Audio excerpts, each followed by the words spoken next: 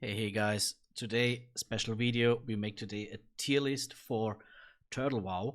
Maybe you know already about it. It's a kind of a private server. I mean, it is a private server. I think the biggest one or second biggest one around. And today on the 27th of October is starting a new server. Tel Beam, I think is called. It's a PvP server. And I want to make a tier list, a DPS tier list for the classes in Turtle WoW. Just want to make clear there are there are world buffs, but they are not counting in raid, so they are not working in the raid, which definitely helps to lower the gap between all the classes. For example, in classic, let us see here. This is Naxx Logs right now. Last 2-3 weeks in classic, when you see this, the difference from warrior to like a balanced druid or a paladin, as you can see, they nearly are making they are tripling their damage at the end of the day. So this definitely helps a lot, that the gap is not that big. And Turtle WoW has some changes to classes, which also helps, especially I would say hybrid classes, hybrid builds, to make them better. So let us start. I have here now everything in D tier. I will put them here up. Let us mix it a little bit, and then let us go over it like this, I would say. So first of all, here we would need an S+ tier minimum with warrior, and then followed by these ones. I take here Naxx Logs in consideration. Maybe it's not correct, but at the end I just want to give you a hint about how things will work out. So mage is a strong class, not the best, maybe not second best, but mage is a strong class. Was never benefiting that much from the world buffs like warriors, so it's a good change for mages. First tier they are starting with frost, pretty good, and then later on they develop into fire mage, which are pretty strong then, so they definitely will be A tier. Warlocks, if you see it here, then they are definitely together with, let me say, a bunch of DPS. We have the debuff slots a little bit higher. Maybe low A tier would be something I would consider them. Let us put some in the list, and then maybe we can make changes to it. Talking about warrior still S tier. Maybe even still the best class in the game.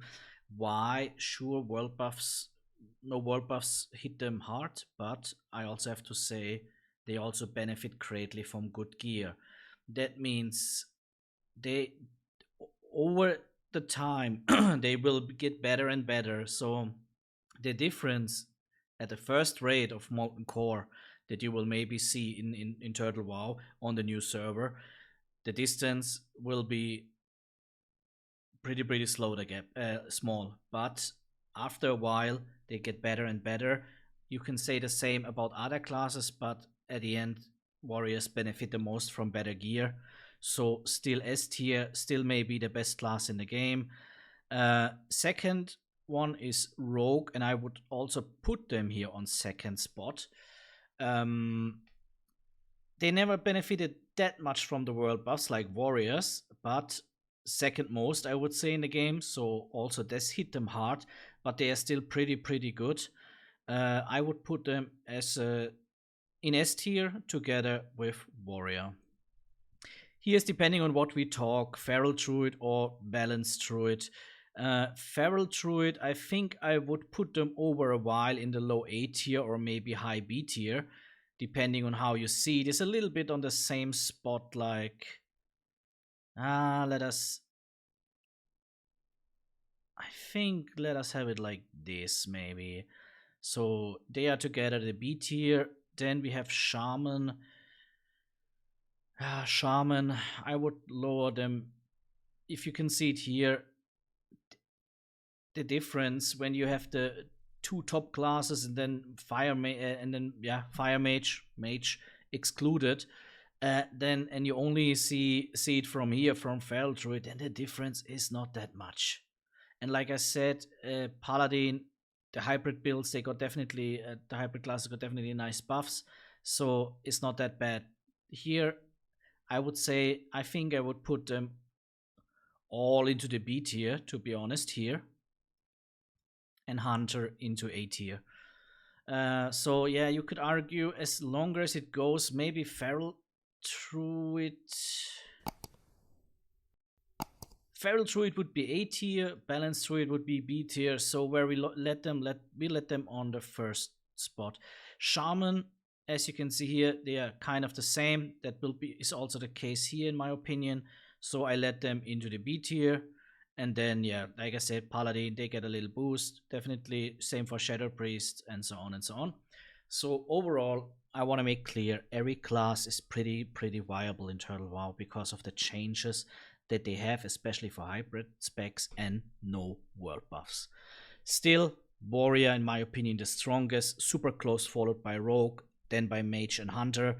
Feral Druid, strong, especially as later on later phases, and then followed by WoTLK and so on and so on. Field is pretty close together, so at the end, don't see it like they are the worst and they are so good. So it's more like the gap is pretty small, but I still think there is a slight gap. You will see much more variety in raids than in the official version of the game. That means you will not see 30 Fury Warriors in a raid. You still can stack them. There is no problem, especially in a 40-man raid, having 5, 6, 7 Fury Warriors in a raid. But I would say exactly the same about every other class. In Classic, Official, you would never see 5, 6 Retribution Paladins in a raid. Will you see it in Turtle WoW? Yes, if they are good players, if they are dedicated to the class, why not? That's it for this video. Have a good start if you played. See you. Bye bye.